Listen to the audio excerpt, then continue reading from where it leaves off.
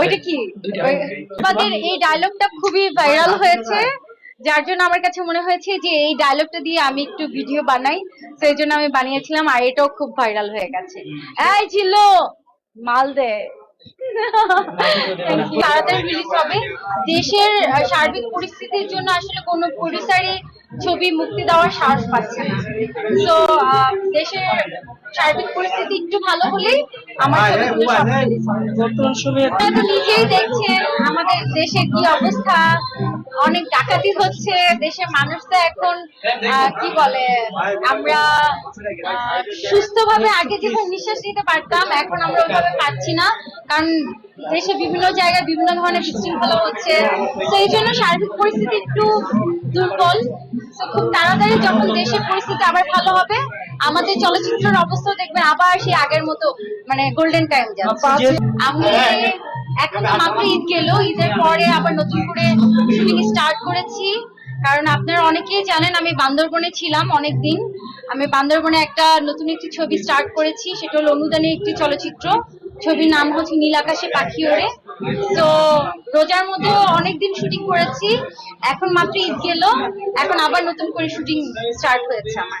আসলে শুধু শোবিজ না, পুরো দেশের অবস্থাই তো স্থগিত হয়ে আছে। যেমন ধরেন শিক্ষাক্ষেত্রে অনেক স্কুল কলেজে আমরা স্টুডেন্টদেরকেও দেখেছি যে সবার ঠিকমতো মানে এক্সাম হয়নি।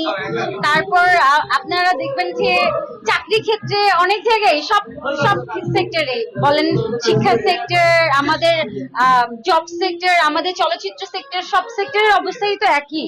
আপনারা তো নিজেই দেখতে পাচ্ছেন। তো এটা আমাকে প্রশ্ন করে কি হবে? আলহামদুলিল্লাহ, খুবই ভালো, খুবই ভালো। আপনাদের দোয়ায় খুব ভালো আছে। ঈদের মধ্যে এই প্রথম আমি ভৈরবে গিয়েছি আমার শ্বশুর বাড়িতে।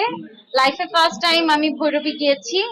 তো খুব সুন্দর একটা সময় পার করেছি ভৈরবে আমার শ্বশুর বাড়ি সবার সাথে। আমার শ্বশুর শাশুড়ি ছিল, অ্যান্ড আমার যারা আত্মীয় স্বজন আছে, আমার শ্বশুর বাড়ি যে আত্মীয় স্বজন, তারা সবাই আমাকে অসম্ভব ভালোবাসে, আর অসম্ভব তারা অনেক খুশি আমাকে পেয়ে।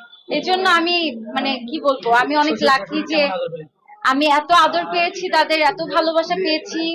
আর শ্বশুর বাড়ি এত আদর পাবো, সবাই এত আপন করে নিবে আমাকে, আমি ভাবতেও পারি। ভৈরব আর ব্রাহ্মণবাড়িয়া কিন্তু একটু আলাদা।